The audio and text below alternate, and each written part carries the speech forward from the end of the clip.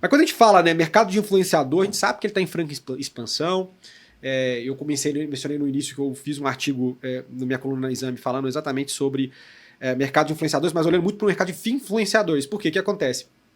O influenciador financeiro, a gente vai falar do influenciador amplo, mas fazendo esse recorte, o influenciador financeiro, ele virou um dos principais canais hoje para poder se comunicar em escala sobre investimentos, sobre produtos do mercado de uma forma bem ampla. Né? Tanto que eles ficaram tão grandes que até o regulador, que é a CVM, vai estar criando uma regulamentação específica porque esses caras mexem em ponteiro de mercado mesmo. Uma responsabilidade muito grande. A responsabilidade ficou alta. Então, é algo que agora está sendo mais normatizado, mas se você vê todo mundo que distribui hoje as grandes empresas do mercado financeiro, tem hoje um braço de educação, um braço de mídia, porque eles precisam se comunicar de formas modernas e diferentes com o público. Né? Então, isso é uma tendência. Por isso que eu falando por esse recorte.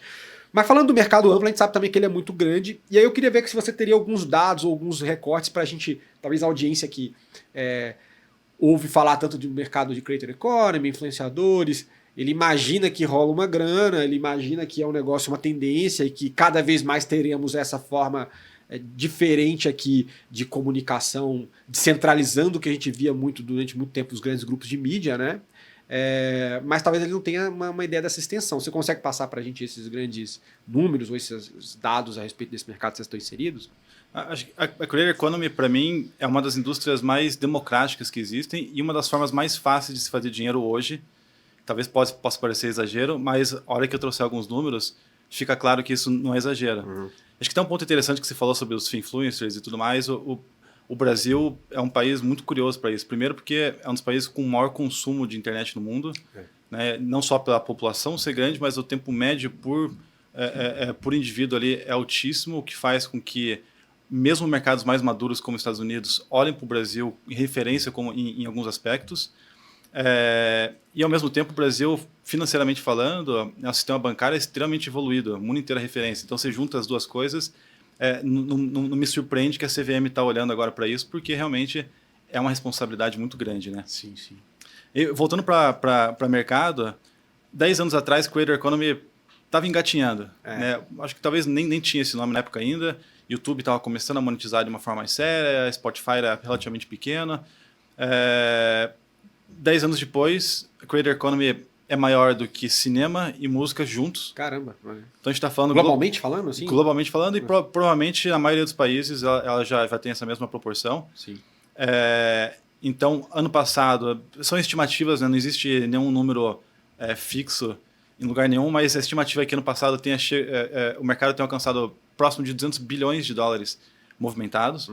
Né? Então, novamente, a Creator Economy ela é relativamente ampla, tem vários subnichos, mas somando tudo isso, a gente está falando de algo próximo de 200 bilhões. Mas o que chama mais atenção ainda é que um estudo, e não é de qualquer pessoa, é do Goldman Sachs, né? Um dos grandes bancos de investimento, que nos próximos 3 anos, esse mercado que hoje está próximo de 200 bilhões, vai chegar em quase meio trilhão. Caramba. Ou seja, é um crescimento muito rápido, vai mais do que dobrar de tamanho em 3 anos. Aí você pega essa grana toda, hoje está distribuído com cerca de 200 milhões de pessoas que ganham alguma coisinha relacionada a esse mercado. Sim. Então, assim, a população do Brasil inteira equivalente ganha algum dinheiro com o Creator Economy. Disso, cerca de 40, 50 milhões poderia viver só de Creator Economy. O que acontece é que muitas pessoas criam conteúdo, monetizam, mas têm um segundo emprego ou o emprego principal.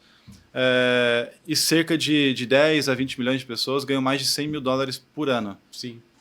Agora, o que me atrai mais é pensar que isso aí é só a pontinha do iceberg.